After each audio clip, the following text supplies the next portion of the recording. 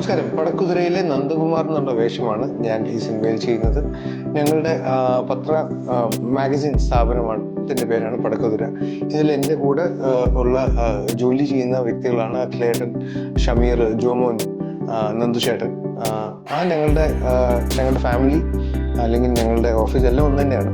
അപ്പോൾ അവിടോട്ട് വരുന്ന ഒരു അതിഥിയാണ് രഞ്ജി പൊരുത്തൻ സാർ ചെയ്യുന്ന കഥാപാത്രം. ഇവിടുത്തെ വിശേഷങ്ങളുമായാണ് പടക്കുതിര നിങ്ങളുടെ മുന്നിലെത്തുന്നത്. പടക്കുതിരയുടെ കഥ ദീപു എന്നോട് പറഞ്ഞു. സലോൺ സാറും ഉണ്ടായിരുന്നു ഡയറക്ടർ. ഇതിന് ഒരുപാട് ഹ്യൂമറിനുള്ള സ്പേസസ് ഉണ്ട്. തീർച്ചയായിട്ടും അത് തന്നെയാണ് എക്സൈറ്റിംഗ് ചെയ്തത്. നമ്മൾ ഒരുപാട് ആശ്രയിച്ചിട്ടുള്ള കൊണ്ടുവന്ന സിനിമകളുടേക്കുള്ളൊരു formula driven commercial entertainment. Location interesting ആയിരുന്നു. ഈ പറഞ്ഞ ജോമോൻ, ഷമീർ എന്നുള്ള ഇപ്പോഴത്തെ യങ് ജനറേഷനിലെ ഏറ്റവും മോസ്റ്റ് വാണ്ടഡ് ആയിട്ടുള്ള ആക്ടേഴ്സാണ്. Srini sir, Ranji sir, Nandu sir. അപ്പം എനിക്ക് എല്ലാവരോടും കൂടുതൽ ഇൻട്രാക്ട് ചെയ്യാനുള്ള ഒരു സ്പേസ് ആയിരുന്നു. സിജി ആയിരുന്നു ഹീറോയിൻ. ഫസ്റ്റ് ടൈമാണ് വർക്ക് ചെയ്യുന്നത്. അപ്പം സലോൺ സാറിൻ്റെ ആണെങ്കിലും എനിക്ക് പരിചയമില്ലായിരുന്നു.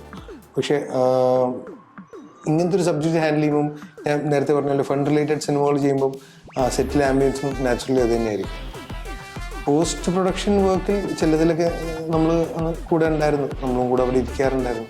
അത് കാണുന്നുണ്ടായിരുന്നു. ഒരു ഓൺഗോയിങ് പ്രോസസ്സായിരുന്നു. നമ്മൾ എക്സൈറ്റഡ് ആണ്. ബിക്കോസ് ഇങ്ങനത്തെ ഉള്ളൊരു ഫൺ ഓറിയൻറ്റഡ് അല്ലെങ്കിൽ അതുമാത്രം ലക്ഷ്യം വെച്ച് എന്നാൽ കഥയുടെ സപ്പോർട്ടുള്ള സിറ്റുവേഷൻസൊക്കെ ഉള്ള ഒരു സിനിമ എന്ന് പറയുന്നത് തിയേറ്ററിൽ വർക്കാവുന്നുള്ളൊരു വിശ്വാസത്തിലാണ്. ഏപ്രിൽ 24-ാം തീയതിയാണ് പടക്കുതിര തിയേറ്ററുകളിൽ ഇറങ്ങുന്നത്.